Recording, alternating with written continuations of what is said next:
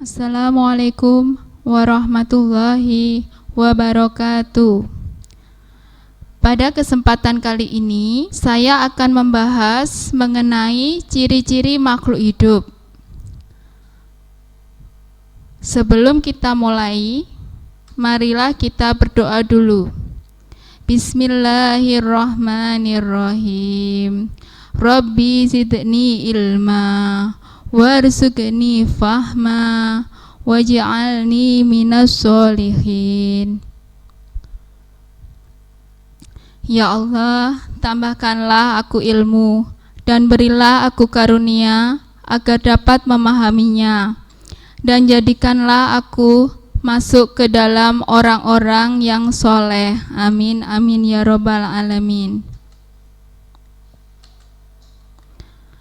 Kompetensi dasar untuk pembelajaran kali ini yaitu 3.2, mengklasifikasikan makhluk hidup dan benda berdasarkan karakteristik yang diamati.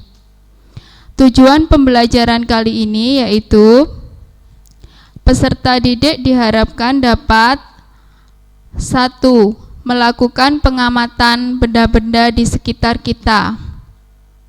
2. Melakukan pengamatan terhadap makhluk hidup dan benda tak hidup. 3. Menjelaskan ciri-ciri makhluk hidup. 4. Menjelaskan perbedaan makhluk hidup dengan benda tak hidup.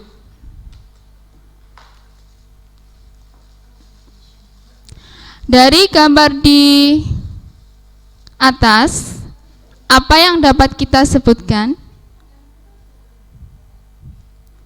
Nah, di sini ada gambar apa, anak-anak? Manusia. Ini kucing, pensil, buku, kursi, pohon, manusia, ada burung.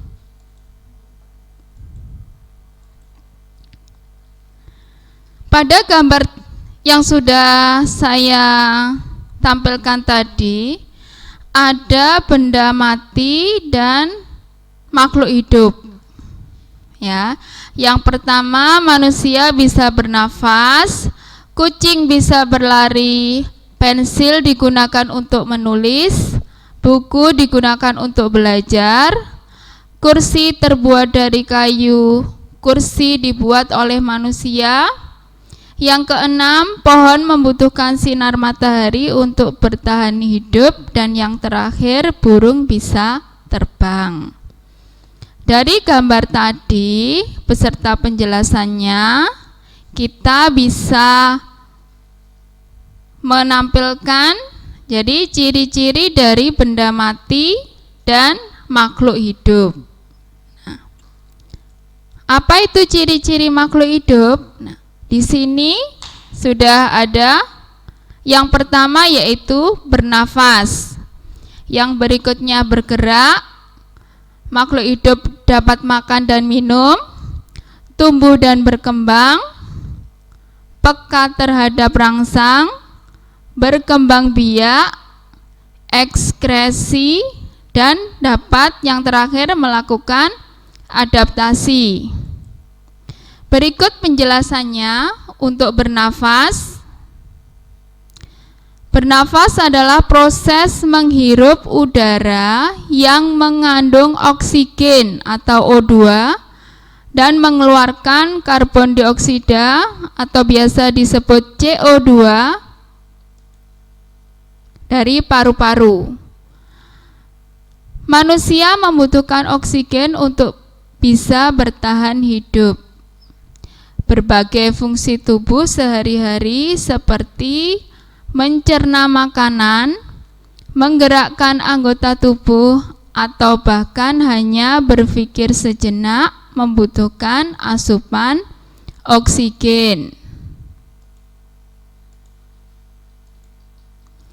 Berikutnya bergerak. Manusia dan hewan dapat bergerak bebas atau berpindah tempat.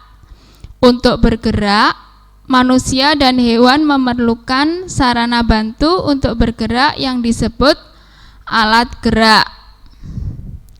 Alat gerak yang digunakan manusia dan hewan yaitu berupa kaki yang digunakan untuk berlari, sirip untuk berenang, dan sayap untuk terbang.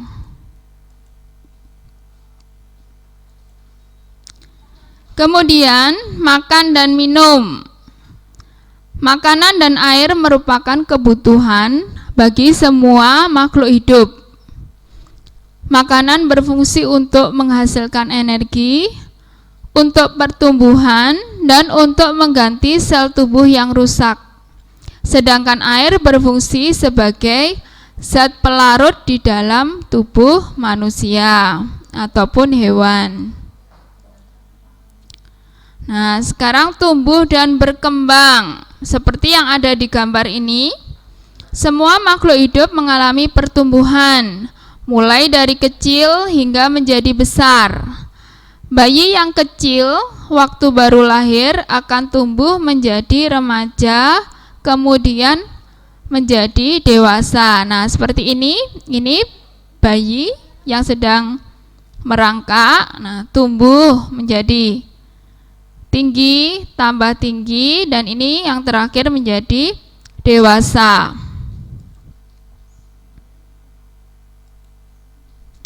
Peka terhadap rangsang, seperti pada gambar yang tampil ini adalah putri malu yang disentuh. Ciri-ciri makhluk hidup berikut ialah dapat bereaksi terhadap perubahan yang terjadi di sekitarnya. Reaksi ini timbul jika ada rangsangan dari lingkungan. Rangsangan dapat berupa cahaya, dapat berupa panas, dingin, bau dari gas, dapat berupa sentuhan, gravitasi, ataupun rasa.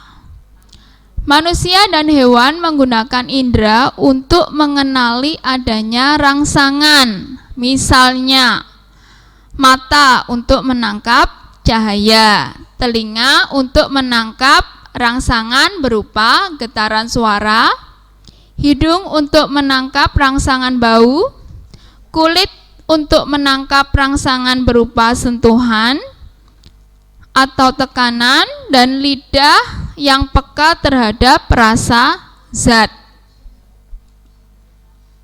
Nah, ini ada gambar induk ayam beserta anak-anaknya. Ciri yang berikutnya yaitu berkembang biak,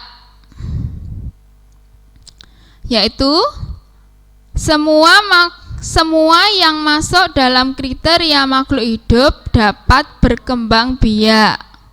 Tujuan dari berkembang biak adalah untuk melestarikan jenisnya. Contohnya seperti ini. Ini ada induk ayam yang melahirkan, yang bertelur menjadi anak-anak ayam. Di sini ada 5 ekor anak ayam. Selain itu, contohnya seperti induk kucing yang melahirkan anak kucing. Dari individu berkembang menjadi banyak individu. Dari satu ayam berkembang menjadi 5 anak ayam. Itulah yang disebut berkembang biak atau reproduksi. Kemudian ekskresi. Apa itu ekskresi? Saat melakukan aktivitas yang banyak memerlukan gerak tubuh, pasti tubuh kita akan berkeringat. Demikian juga saat udara terasa panas, tubuh kita akan berkeringat. Sebaliknya, saat udara dingin, Anda akan lebih sering buang air kecil, yaitu mengeluarkan urin. Keringat yang mengandung garam mineral dan urin itu merupakan contoh zat sisa yang dikeluarkan oleh makhluk hidup. Ada juga karbon dioksida dan uap air yang dikeluarkan sebagai zat sisa dari proses respirasi. Respirasi tadi adalah sama dengan bernafas. Jadi menghirup O2 atau oksigen dan mengeluarkan karbon dioksida atau CO2 ditambah dengan uap air. Pengeluaran zat sisa oleh makhluk hidup ini disebut dengan ekskresi. Berarti sudah terjawab. Ekskresi sangat diperlukan karena zat ini bersifat racun, sehingga kalau tidak dikeluarkan akan mengganggu kinerja tubuh kita. Nah, yang terakhir ini ada adaptasi. Apakah itu adaptasi? Mari kita bahas. Apakah kalian pernah memperhatikan saat anjing atau kucing sedang tidur? Nah, saat mereka menggulungkan badannya, itu menandakan apa? Apakah hewan itu menggulungkan badannya pada hari yang panas? Nah, ada yang bisa menjawab dari beberapa pertanyaan tadi? Perhatikan bahwa unta menyimpan lemak sebagai cadangan makanan di punuknya. Kenapa? Karena unta berada di padang pasir. Kemudian kaktus memiliki daun berbentuk duri untuk mengurangi penguapan air di lingkungan yang panas. Contohnya lagi, teratai memiliki daun yang lebar untuk mempercepat penguapan air di lingkungan yang berair. Kemudian, pohon jati akan menggugurkan daunnya pada musim kemarau. Nah, ini adalah salah satu beberapa contoh, sifat atau ciri-ciri makhluk hidup, yaitu adaptasi. Jadi, seperti pertanyaan tadi, yang pertama tadi, saat menggulungkan badannya menandakan apa? Kapan? Saat kedinginan atau saat kepanasan? Nah, tentunya kalian sudah bisa ya menjawabnya. Pada saat yang dingin, hewan tersebut akan menggulungkan badannya. Nah, semua contoh tersebut merupakan bukti kalau makhluk hidup dapat menyesuaikan diri atau dapat beradaptasi dengan lingkungannya. Kalau lingkungannya dingin, tadi menggulungkan badannya misalnya. Kemampuan beradaptasi membuat makhluk hidup dapat bertahan hidup di lingkungan yang ditempatinya. Jadi, melalui ciri-ciri makhluk hidup yang telah dijabarkan di atas, dapat ditarik kesimpulan bahwa makhluk hidup adalah suatu organisme yang dapat mempertahankan dirinya dari berbagai perubahan lingkungan yang dapat berkembang biak untuk melestarikan jenisnya. Dari beberapa contoh yang diberikan tadi dapat dilihat bahwa yang tergolong makhluk hidup adalah mikroorganisme seperti bakteri, tumbuhan, hewan, dan manusia. Dari beberapa yang sudah saya sebutkan tadi, evaluasi apakah kalian sudah paham ataukah belum? Jadi kata-kata yang sulit seperti ini tadi, ekskresi. Nah, pengeluaran nafas. Jadi, tolong dipahami lagi. Jika masih bingung, tolong diulangi kembali lagi. Diputar video penjelasan dari saya.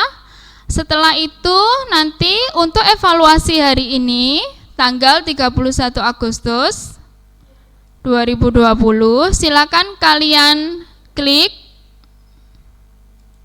di sini http://gg.gg IPA 31 Agustus.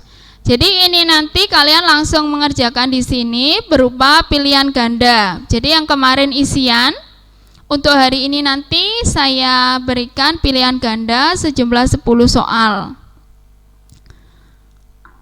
Tolong langsung dikerjakan di situ, ditulis nama lengkapnya. Ya, ditulis nama lengkap.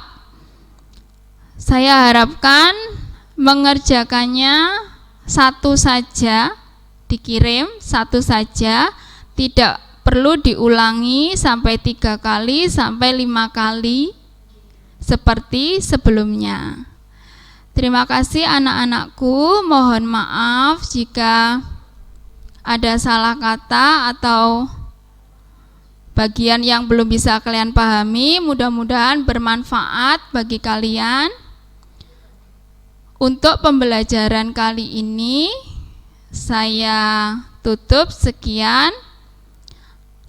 Saya akhiri, alhamdulillahirabbil alamin. Wassalamualaikum warahmatullahi wabarakatuh.